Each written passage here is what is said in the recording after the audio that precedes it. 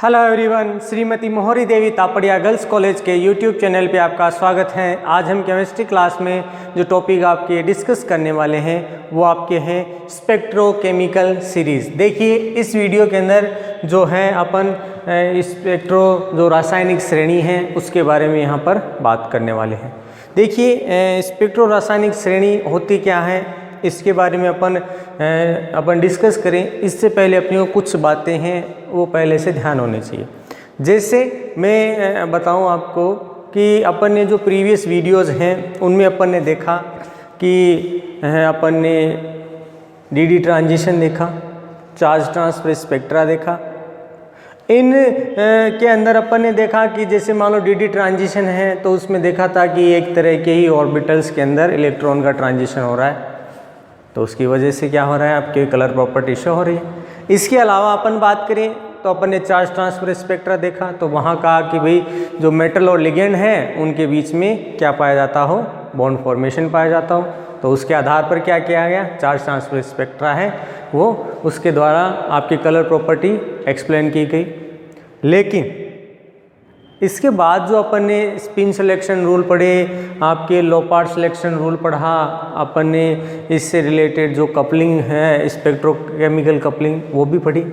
तो देखिए दरअसल यहाँ पर अपन क्या कर रहे हैं कि कलर प्रॉपर्टी से रिलेटेड इलेक्ट्रॉन का जो ट्रांजिशन हो रहा है ये सब बातें हैं वो इसीलिए डिस्कस की क्योंकि अपने को मेन जो फीचर अपना था वो इलेक्ट्रॉन ट्रांजिशन बेसिस था कि भाई इलेक्ट्रॉन ट्रांजिस्ट हो रहा है। उसकी वजह से अपन ने अलग अलग प्रॉपर्टीज़ है उनको अपन शो कर रहे थे। भाई चुंबकीय आघूर्ण देखना होता है, अपन किसी के लिए कलर प्रॉपर्टी बता रहे हैं, किसी में इलेक्ट्रॉन का डिस्ट्रीब्यूशन बता रहे हैं। तो जनरली ये कैसा है, ये इलेक्ट्रॉन के ट्रांजिशन पे क्या था, बेसिस था कि भाई इस पे अपन आधारित कर इस पर अपन ये मैटर लेकर अपन क्या कर सकते हैं, इनकी व्याख्या कर सकते हैं।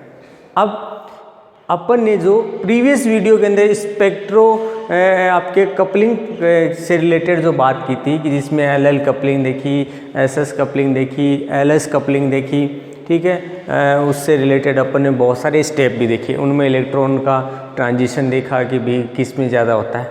तो यहाँ पर देखिए क्या बताया गया है कि जब ये जो स्टेप पर अपन देख रहे हैं इन स्टेप के अंदर अगर है वो क्या हो जाए, स्प्लिट होना स्टार्ट हो जाए कि यहाँ पर जो इलेक्ट्रॉन है वो क्या करे कि जिन ऑर्बिटल के साथ अटैच हो रहा है, जुड़ रहा है, अगर उनमें क्या हो जाए, आपका विपाटन हो जाए, स्प्लिट हो जाए। तो इसकी वजह से क्या देखने को मिलता है कि आपका जो ऑर्बिटल है वो क्या होता है, जनरली है जो अलग अलग जो एनर्जी लेवल्स हैं उनमें क्या हो जाता है, चेंज हो जाता है, उनमें स्प्लिट हो जाता है, जिसकी वजह से क्या है कि इलेक्ट्रॉन का ट्रांजिशन उनमें आसानी से हो जाता है। साथ में उनमें अपने को ये भी पता चल जाता है कौन हायर एनर्जी का है, कौन लोअर एनर्जी का है, और फिर क्या है इनमें ट्रांजिशन होना स्टार्ट होता है। जनरली अपन ये जो अपन बात करेंगे ये किससे रिलेटेड करेंगे, आपका जो कॉम्प्लेक्स फॉर्मेशन होता है कि आपका जो है संकुल यौगिक बन रहा है। तो क्या बताया गया है कि जब इस तरह का ट्रांजिशन होता है इलेक्ट्रॉन यहाँ पर क्या करता है, एब्जॉर्प्शन करता है कि वो हायर एनर्जी में जाए, लोअर एनर्जी में जाए, तो वहाँ पर उसके द्वारा एब्जॉर्प्शन शो किया जाता है। तो एब्जॉर्प्शन की वजह से यहाँ पर जो आपका कॉम्प्लेक्स बनाया जाता है, ठीक है, इसमें क्या हुआ, आपके जो ऑर्बिटल हैं उनमें इलेक्ट्रॉन का ट्रांजिशन हो गया, ठीक है। जैसे ही इनमें ट्रांजिशन हुआ, आपका जो कॉम्प्लेक्स इलेक्ट्रॉन की वजह से डिस्ट्रीब्यूशन की वजह से यहाँ पर कॉम्प्लेक्स आपका क्या बना देता है, स्पेक्ट्रम बना देता है। यहाँ पर कॉम्प्लेक्स द्वारा जो है वो स्पेक्ट्रम बनाया जाता है। तो यहाँ पर जैसे ही स्पेक्ट्रम प्राप्त होता है, यहाँ पर अपन देखते हैं कि धातु जो आयन है वो क्या करते हैं, अलग अलग जो लिगेंड है उनके साथ संयोग करता है। इस कॉम्प्लेक्स स्पेक्ट्रम के अंदर अपन क्या करें कि जनरली मेटल आयन कह दें, ये क्या कर रहा है, आपके जो लिगेंड है वो उनके साथ कॉम्प्लेक्स बना रहा है, संकुल बना रहा है। तो ये जो संकुल बना है इसकी जनरली जो अपन फॉर्मेशन है वो किसके आधार पर दे रहे हैं कि मेटल आयन और लिगेंड एक दूसरे के साथ जुड़ रहे हैं। जैसे ही जुड़ते हैं इसकी वजह से कॉम्प्लेक्स अपना स्पेक्ट्रम दिखाता है, और स्पेक्ट्रम की वजह से अपन ये कह सकते हैं कि यहाँ पर ये जो वैल्यू है आएगी आपके स्पेक्ट्रम वाली, यहाँ पर इसका स्पेक्ट्रम जनरली ये आपका जो ये मेटल आयन आपका लिगेंड के बीच में जो स्पेक्ट्रम बन रहा है ये क्या करता है, इसकी प्रैक्टिकल वैल्यू है जो इसकी आपके प्रायोगिक मान है उसको क्या करता है, इंडिकेट करता है कि भी क्या है कि यहाँ पर ये कॉम्प्लेक्स स्पेक्ट्रम बना रहा है, इसीलिए इसमें इस तरह की स्थिति देखने को मिलती है। और उसके आधार पर अपन कह सकते हैं कि भी इनमें कॉम्प्लेक्स फॉर्मेशन है वो मेटल आयन और लिगेंड की किस फॉर्मेशन से हुआ। अब क्या बताया गया है कि जब आपका मेटल आयन के अंदर आपका लिगेंड जैसे ही ये क्या करता है कि इसको मेटल आयन को, ठीक है, इसमें उपस्थित इलेक्ट्रॉन या फिर इसके ऑर्बिटल को क्या करता है, अगर अपने चार्ज से या फिर अपनी इलेक्ट्रोनेगेटिविटी से अगर क्या करता है इनमें स्पेक्ट्रम को डिफेक्ट करता है या उसको स्पेक्ट्रम को स्प्लिट करता है, तब क्या है कि इसका एक्सप्लेनेशन अपन जो पुरानी थ्योरी थी उससे द्वारा अपन नहीं कर रहे। तो यहाँ पर इनका जनरली जो स्पेक्ट्रम अब बन रहा है वो किसके द्वारा दिया जाएगा, आपके CFT द्वारा। क्रिस्टल फील्ड जो थ्योरी है वो यहाँ पर क्या हो जाने लग जाती है, स्टार्ट हो जाती है कि यहाँ से वो इसका एक्सप्लेनेशन कौन देगी, अब CFT थ्योरी। और जनरली अपने को पता है कि जो CFT थ्योरी है वो किस पर बेसिस है डिपेंड, कि यहाँ पर आपका जो स्पेक्ट्रम बन रहा है वो क्या हो रहा है, स्प्लिट हो रहा है।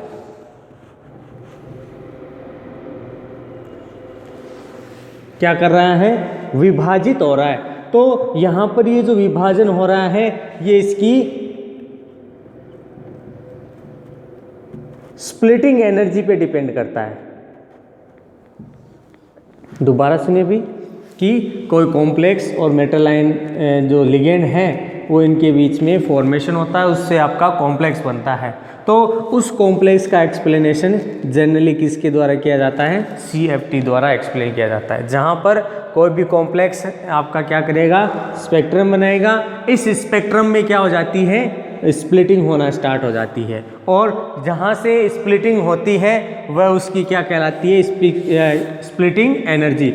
और जनरली इसको अपन क्या करेंगे, डेल्टा के रूप में आपको प्रदर्शित करेंगे।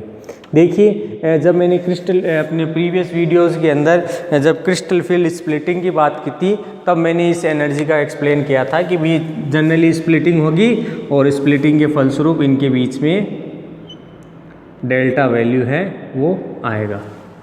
अब बात करते हैं कि भी आपके संकुल ने, आपके कॉम्प्लेक्स ने एब्जॉर्प्शन किया और एब्जॉर्प्शन से उसने अलग अलग एनर्जीज़ के जो बैंड्स हैं उनका फॉर्मेशन कर दिया।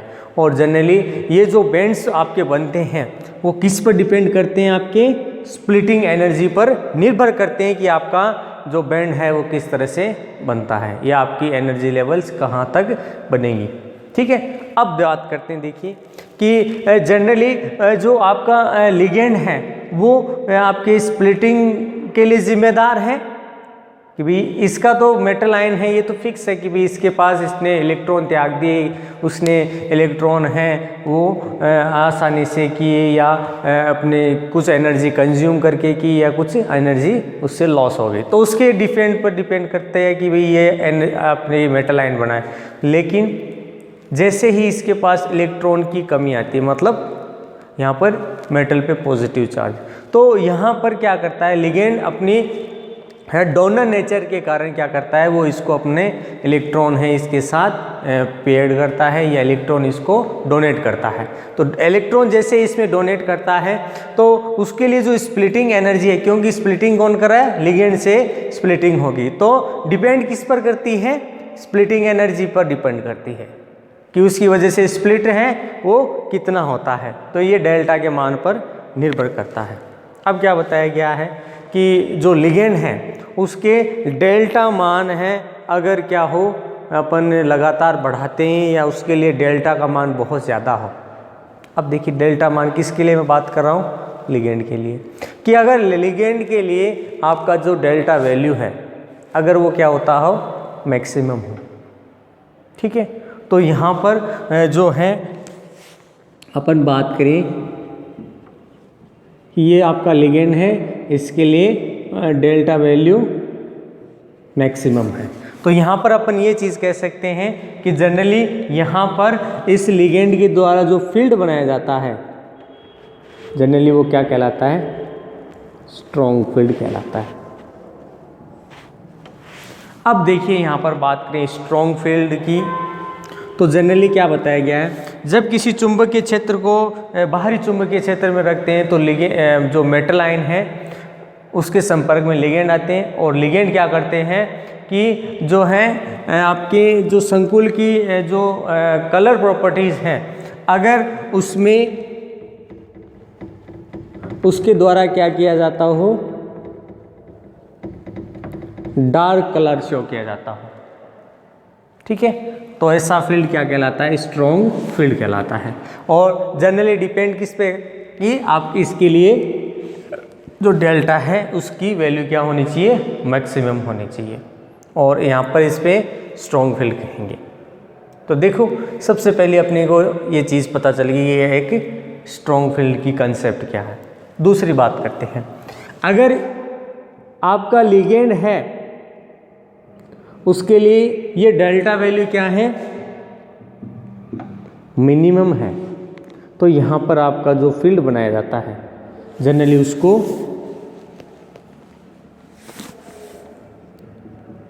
वीक फील्ड के नाम से जाना जाता है। कैसा फील्ड है यहाँ पर, दुर्बल क्षेत्र, ये आपका प्रबल क्षेत्र बनाया जा रहा है। अब बात करते हैं यहाँ से कि भाई यहाँ पर दो चीज़ें अपने को पता चल गई कि डेल वैल्यू कहीं ज़्यादा है तो स्ट्रॉन्ग फील्ड, मिनिमम है तो वीक फील्ड बनाया जा रहा है। तो क्या बताया गया है कि इन फील्ड्स के अंदर कुछ ऐसे लिगेंड्स हैं उनको रखा गया है, और रखकर उनको क्या है कि श्रेणीबद्ध उनको जो लिखा गया है, और जो ये श्रेणी है जनरली आपके स्पेक्ट्रोकेमिकल श्रेणी के नाम से जानी जाती है, क्योंकि जनरली ये क्या करती हैं कि आपका जो कॉम्प्लेक्स का स्पेक्ट्रम बनाया जाता है उस स्पेक्ट्रम को वो क्या करेंगी, प्रभावित करेंगी, उसको स्प्लिट करेंगी, उसमें जो है वो बॉन्ड के नेचर को भी स्प्लिट आपके बताएगी, और उसमें बहुत सारी चीज़ें हैं वो अपन स्ट्रॉन्ग फील्ड और वीक फील्ड के रूप में इसमें एक्सप्लेन करेंगे। और जो स्ट्रॉन्ग फील्ड और वीक फील्ड जो एलिमेंट्स होंगे या अपन लिगेंड कह दें, इसके अंदर जो रखे गए हैं उनको उनका जो ऑर्डर है वो जनरली क्या कहलाता है, स्पेक्ट्रो केमिकल सीरीज के नाम से।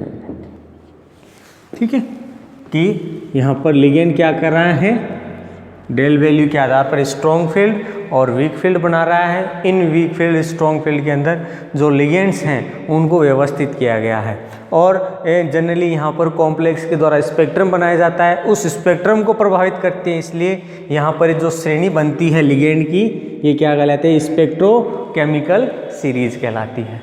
ये जो स्पेक्ट्रोकेमिकल सीरीज है उसमें बहुत सारे आपके लिगेंड्स हैं उनको रखा गया है, और उन्हीं के आधार पर क्या किया जाता है, इस फील्ड को और इस फील्ड को एक्सप्लेन किया जाता है। और जनरली यहाँ पर अपन कहते हैं डार्क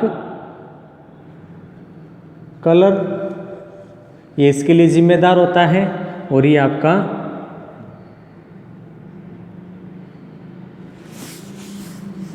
आपका जो लाइट कलर आता है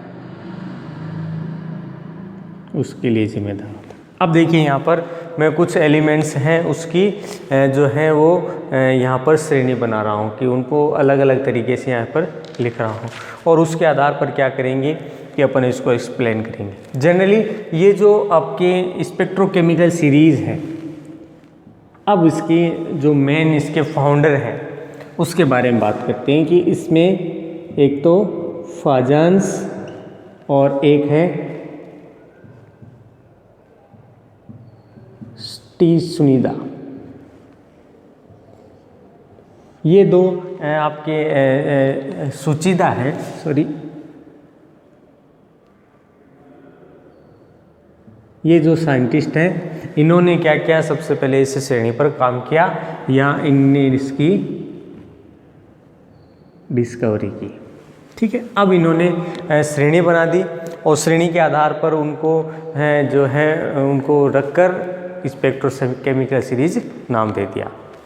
अब ये स्पेक्ट्रोकेमिकल सीरीज कहाँ से स्टार्ट है, तो जनरली सबसे पहले इन्होंने जो वीक लिगेंड हैं उनको लिखा और उसके बाद लास्ट में आपके स्ट्रॉन्ग फील्ड वाले। तो यहाँ पर देखिए ये श्रेणी कौन कौन सी है। सबसे पहले आयोडीन। अब देखिए माइनस का मतलब है इसके पास इलेक्ट्रॉन एक्स्ट्रा है और वो डोनर की तरह काम कर रहा है। ठीक है, ये सारे क्या हैं आपके डोनर हैं। ठीक है, इसके बाद बात करें Br सेकेंड पे, फिर बात करें थायोसाइनाइड, फिर बात करें क्लोरीन, फिर इससे स्ट्रॉन्ग आपका फ्लोरीन। अब देखिए यहाँ से अपन थोड़ा बहुत एक जनरल मैटर लेकर चलते हैं। जनरली ये कैसे हैं,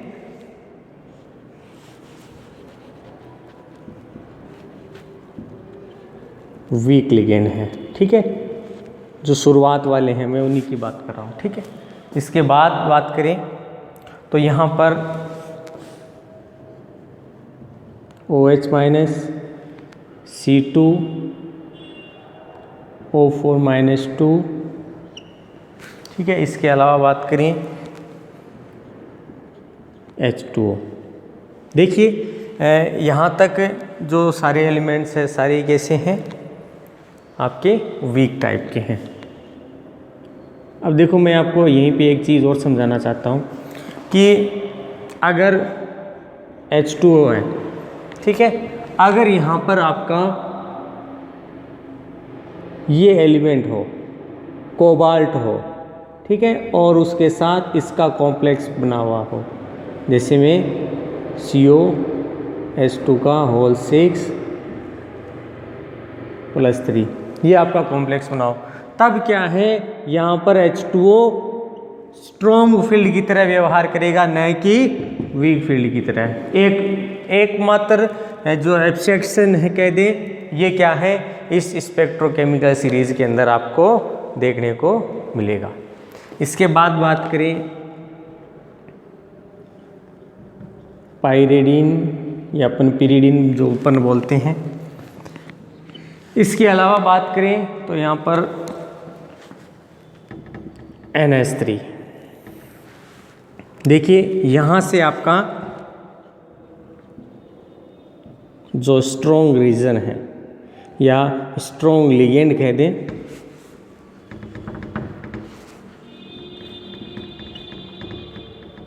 वो स्टार्ट हो जाता है NH3। इसके बाद बात करें तो एथिलीन डाइएमीन,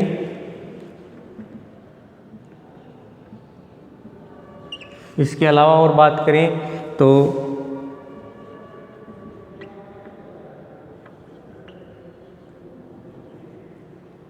डाइपाइरिडीन। इसके अलावा और तो आपके हैं फेनेथ्रोलिन,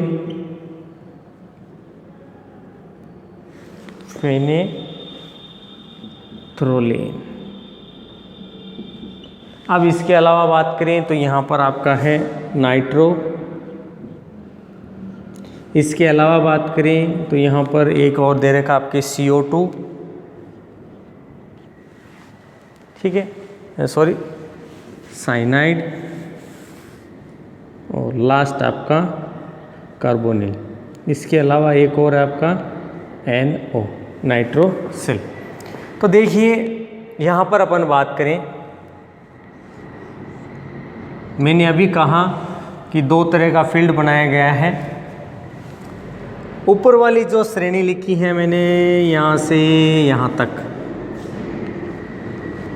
जनरली सारे लिगेंड एक जैसे ही हैं, वीक टाइप के हैं। हाँ, कंपेरेटिवली ये ज़रूर है कि इससे ये स्ट्रॉन्ग है, इससे ये स्ट्रॉन्ग है, इससे ये स्ट्रॉन्ग है, इससे ये स्ट्रॉन्ग है, इससे ये स्ट्रॉन्ग है। ठीक है, तो यहाँ से आपके क्या हो जाते हैं, स्ट्रॉन्ग वाले स्टार्ट हो जाए। और एक आपका इसका फैक्टर बता ही दिया कि अगर कोबाल्ट के साथ होता है ये, तो आपका क्या है, स्ट्रॉन्ग कहलाएगा। तो यहाँ पर अपन कुछ एलिमेंट्स को लेकर यहाँ पर सीधा सीधा कह दें कि अगर आयोडीन, ब्रोमीन, क्लोरीन, फ्लोरीन, क्योंकि हेलोजन ले रहा हूँ मैं, ठीक है। अगर अपन यहाँ पर इनकी बात करें तो क्या बताया गया है, जनरली ये वीक फील्ड लिगेंड है और जब किसी भी कॉम्प्लेक्स के साथ ये जुड़ते हैं तो वहाँ पर जो है इनमें इलेक्ट्रॉन का जो डिस्ट्रीब्यूशन है वो डिस्टर्ब नहीं होता। मतलब आपकी जो मेटल है, सेंट्रल मेटल, उस सेंट्रल मेटल में जो इलेक्ट्रॉन का डिस्ट्रीब्यूशन है उसमें एक्साइटेशन की ज़रूरत नहीं होती, या एक्साइटेशन होता है तो वहाँ पर पेयरिंग नहीं होती। ये एक्साइटेशन करा दिया तो वहाँ पर भी क्या है, इलेक्ट्रॉन जो नेक्स्ट ऑर्बिटल है उनके अंदर जाता है, पहले जो उपस्थित आपके ऑर्बिटल्स हैं उनमें रीडिस्ट्रीब्यूट नहीं होता, उनमें पेयरिंग नहीं होती। ये जो है वो वीक फील्ड के कारण देखने को मिलता है।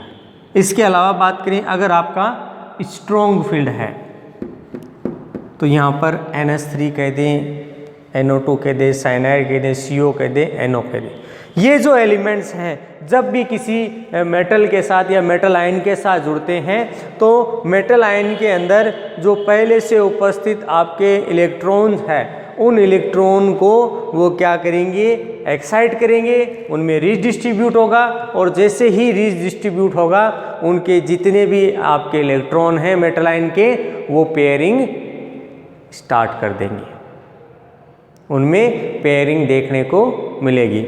और वो क्या करेंगे, जैसे ही उनमें पेयरिंग होगी, पेयरिंग की वजह से ये अपना इलेक्ट्रॉन पेयर उसमें क्या कर देंगे, जो आपके ऑर्बिटल बचेंगे यानी जो खाली ऑर्बिटल होंगे उनमें वो अपना लोन पेयर जोड़ देंगे। एक तो चीज़ ये। दूसरी चीज़ यहाँ पर देखिए क्या बताना चाहता हूँ मैं यहाँ पर कि अगर आपका वीक फील्ड लिगेंड बन रहा है, जनरली अपन कहाँ किसके लिए पढ़ रहे हैं, ट्रांजिशन नहीं तो करें, तो जहाँ जनरली ये ट्रांजिशन किस में देखने को मिलेगा कि जहाँ पर ट्रांजिशन एलिमेंट्स होंगे। मतलब यहाँ पर वो क्या कह रहा है कि डी ऑर्बिटल्स के अंदर क्या है, इलेक्ट्रॉन ट्रांजिशन आसानी से होता है, तो ये डी ऑर्बिटल से ज़्यादातर रिलेटेड होगा। तो क्या बताया, अगर डी ऑर्बिटल के साथ अगर आपका वीक फील्ड जुड़ा हुआ है या इसके लिगेंड जुड़े हुए हैं तो क्या बताया गया है, इनके कौन से ऑर्बिटल काम में आएंगे, एन डी ऑर्बिटल हैं उनमें इलेक्ट्रॉन का रीडिस्ट्रीब्यूशन होगा। मतलब एक्साइटेशन हुआ, एक्साइटेशन के बाद जब रीडिस्ट्रीब्यूशन किया जाता है आपके इलेक्ट्रॉन में तो नेक्स्ट इलेक्ट्रॉन आपका एन डी ऑर्बिटल्स में क्या होता है, डिस्ट्रीब्यूट हुआ। जैसे मैं यहाँ पर एक एग्जांपल लिखता हूँ, आप दोबारा चेक करके देखेंगे कि यहाँ पर इलेक्ट्रॉन डिस्ट्रीब्यूशन किस तरह से हो रहा है। एक तो ये है, या फिर मैं इस और इसके अंदर देखें PCl5 के अंदर, ठीक है, या फिर यहाँ पर कोई और ऑर्बिटल ले सकते हैं आप, CO N के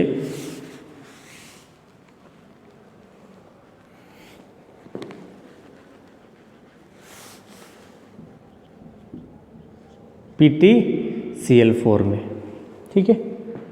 तो यहाँ अपन आप देख सकते हैं यार। और अगर क्या हो आपका कि स्ट्रॉन्ग लिगेंड जुड़ा हुआ हो और मेटल आयन आपका कौन सा हो, डी ऑर्बिटल हो, तो क्या बताया गया, जब इसके साथ स्ट्रॉन्ग लिगेंड व्यवस्थित होता है तो यहाँ पर जो n-1d वाले जो ऑर्बिटल हैं ये आपके रीडिस्ट्रीब्यूट होंगे।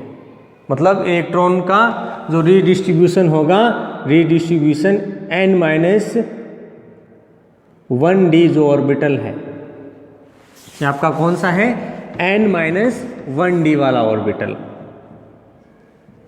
इन ऑर्बिटल में क्या होगा, आपका इलेक्ट्रॉन डिस्ट्रीब्यूशन, जिसको आंतरिक संक्रमण जो है आंतरिक डी ऑर्बिटल्स बोल सकते हैं, और ये भरे जाएंगे। जिससे क्या है कि स्ट्रॉन्ग है तो यहाँ पर मान लो यहाँ पर 5 इलेक्ट्रॉन है तो वो वापस रीडिस्ट्रीब्यूट होकर पेयरिंग कर लेंगे। मतलब यहाँ पर जो है 5 ऑर्बिटल अगर इस तरह से इनमें एक एक इलेक्ट्रॉन व्यवस्थित है, ठीक है, जैसे ये स्थिति में है, ठीक है, तो क्या होगा, स्ट्रॉन्ग फील्ड की वजह से यहाँ पर जब रीडिस्ट्रीब्यूशन किया जाता है तो इलेक्ट्रॉन इस तरह से व्यवस्थित हो जाता है, मतलब इनमें पेयरिंग हो जाती है। अब यहाँ पर इसके जो वेकेंट ऑर्बिटल हैं ये क्या करेंगे, आपके ये जो है स्ट्रॉन्ग फील्ड से रिलेटेड जो आपके ये हैं, इनसे क्या करेगा, अपना लोन पेयर गेन करेगा। ये इनसे अपना लोन पेयर प्राप्त करके फिर अपनी स्ट्रक्चर बनाएगा। जनरली यहाँ पर जो है स्ट्रक्चर में डिस्टॉर्शन बहुत ज़्यादा देखने को, जैसे इस एग्जांपल में कहूँ, इसी मेटल का एक एग्जांपल है आपका ये वाला, ठीक है। इसकी आकृति की बात करें तो ये है आपका स्क्वायर प्लेनर, और यहाँ पर इसकी बात करें तो ये आपका है टेट्राहेड्रल। तो देखिए यहाँ पर इसकी स्ट्रक्चर में भी क्या आ जाता है, अंतर आ जाता है। तो यहाँ पर इनके द्वारा जो स्पेक्ट्रम बनाया जाएगा उस स्पेक्ट्रम में भी उसी तरह का ही जो है वो आपके अंतर है वो देखने को मिलता है। अवशोषण बहुत अंतर देखने को मिलेगा कि इसमें ज़्यादा और इसमें कम है। वही इनके अंदर देखें तो वहाँ पर कम, यहाँ पर ज़्यादा एनर्जी कंज्यूम होती है। मतलब डेल्टा की वैल्यू यहाँ पर आपका ज़्यादा है, यहाँ पर डेल्टा की वैल्यू कम देखने को मिलेंगी। तो इस तरह से क्या है कि पूरे जो लिगेंड्स हैं उनको क्या किया गया, किसी एक श्रेणी के अंदर व्यवस्थित किया गया। इस श्रेणी को स्पेक्ट्रोकेमिकल श्रेणी के नाम से जाना जाता है। और यहाँ पर लिगेंड का जो है क्या किया गया, ऑर्डर लिखा गया है। इसमें स्ट्रॉन्ग फील्ड और वीक फील्ड इनको अलग से मेंशन किया गया है, भी इनमें एलिमेंट्स आते हैं। और इस तरह से क्या है कि जो संकुल का एब्जॉर्प्शन हो रहा है उसमें जो स्पेक्ट्रम फॉर्मेशन हो रहा है वो उसकी जो इंटेंसिटी है उस पर डिपेंड करता है कि यहाँ पर इंटेंसिटी किसके लिए ज़्यादा होगी, किसके लिए कम होगी, वो लिगेंड यहाँ पर तय करता है, या उस पर डिपेंडेंस होती है लिगेंड पे कि किस तरह से फील्ड बनाया जाएगा। तो डियर स्टूडेंट, ये था आपके टॉपिक स्पेक्ट्रोकेमिकल सीरीज। तो आपको आई होप यू आपको ये वीडियो पसंद आएगा। वीडियो को लाइक करें, शेयर करें और इससे रिलेटेड जो अपने नोट्स है वो बनाते रहें। और इस वीडियो देखने के लिए धन्यवाद।